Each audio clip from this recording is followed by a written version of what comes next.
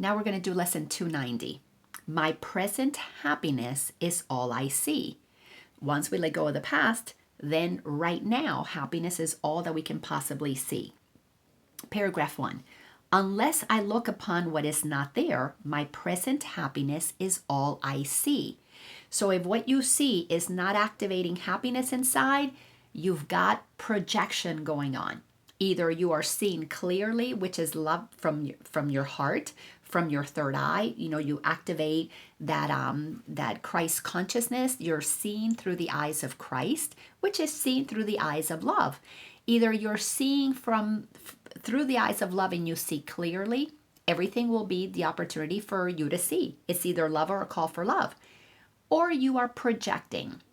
If you are projecting, you are seeing the past because it's what you recorded, getting played again for you to choose again, then forgive yourself and bring you to the present moment. See how that happens?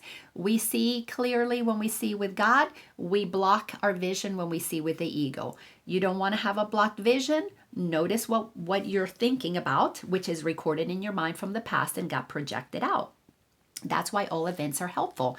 Every irritation is an invitation for you to clean up something from the past. And this process happens over and over and over and over again. As we read in a previous lesson, there are stages that we go through to undo the ego mind. And it takes years. It can take a long time in worldly time. Where time exists and we slow things down. But with your decision, you're clearing it up now. One now at a time. One now at a time is all that we need to be concerned with. Sentence number 2, paragraph 1. Eyes that begin to open see at last. And I would have Christ's vision come to me this very day. What I perceive without God's own correction for the sight I made is frightening and painful to behold. Yet I would not allow my mind to be deceived by the belief the dream I made is real an instant longer. I am not going to deceive myself because I have power over my mind. In terms of what I put in it, I don't have power over my mind creating because I'm using God's mind, but what I insert, I have power over it. It's like, think about it this way. If you're inserting into your mind, it's a projector projecting, and you insert a comedy, you're going to see a comedy. If you insert a nightmare, you're going to see a nightmare. Well, your past is that nightmare because it keeps repeating, giving you, you try to do something with the same information in your mind, hoping to get a different result. It's not going to happen. So we got to let go of these dreams in our mind. Yet I would not allow my mind to be deceived by the belief the dream I made is real an instant longer. We can stop it right now. This is the day that I seek my present happiness and look on nothing else except the thing I seek. This is a very important line.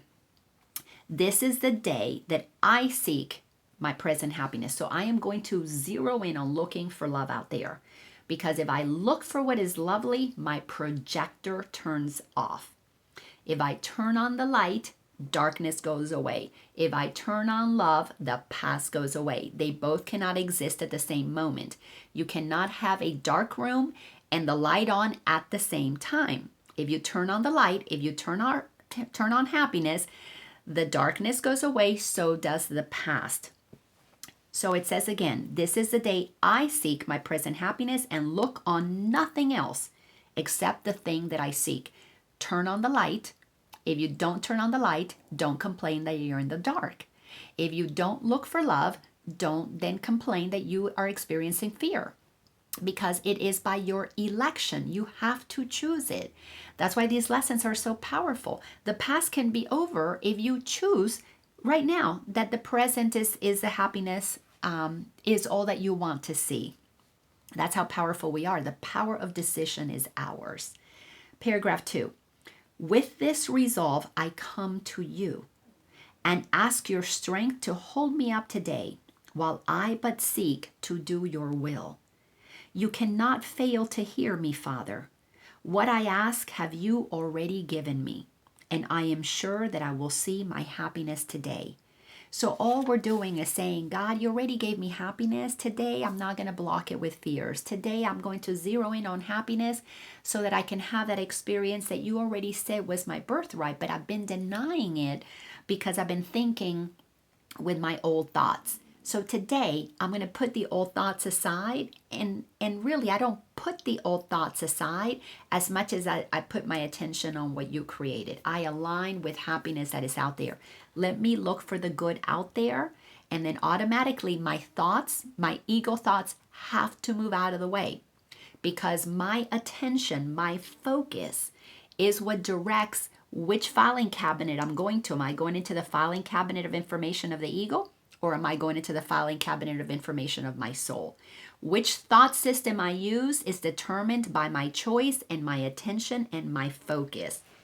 Because what I focus on expands. No exceptions to that. Why? Because we're using the mind of God, and when God decides everything is love, everything is love. And when we decide that it is not, we can block ourselves from experiencing love. We can do that to ourselves. That's what we've been doing. That's why we have created such destruction on this planet, is because we have the power of God's mind to keep us from experiencing the love that is already here. Fortunately, because all of this is energy, it doesn't affect what God has created, but it does affect our experience while we are in space and time, in the three-dimensional world. While we are experiencing ourselves as solid matter, we are affecting what we're doing. So it matters while we're in physical matter, but from God's perspective, this what's happening here doesn't change what God has decreed to be so. This civilization can go, and it will not affect the planet that God created. So why not learn to get along? How do we get along? We got to come inside and clean up our own stuff so we quit projecting on others separation. Then we get along because we remember our oneness, and we live from love, and we become those who seek for only what is lovely out there, because we then become committed to seeing what God created. That's how we get to experience heaven on earth.